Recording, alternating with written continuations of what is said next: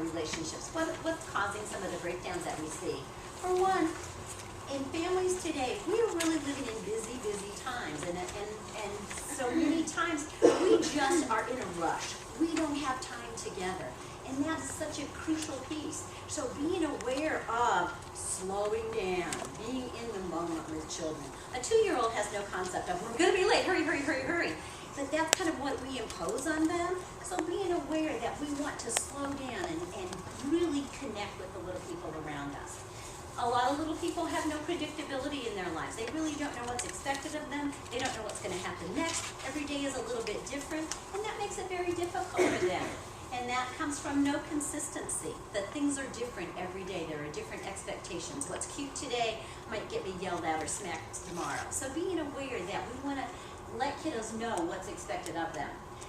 No limits, no consequences. Being thought of as special doesn't mean that a little person needs to run the house. That's definitely not. There's no security if I don't know my boundaries and that there are consequences for crossing those boundaries. That's an important piece too. Kiddos are looking for that sense of this is what's okay and I know where those lines are. And no calmness. When we as the adults can be calm, we can help those little people around us be calm.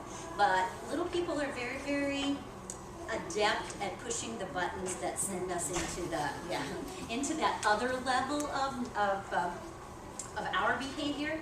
So that self-talk, when we can calm ourselves down, that will help the little people around us to be calm and not be in such an uproar.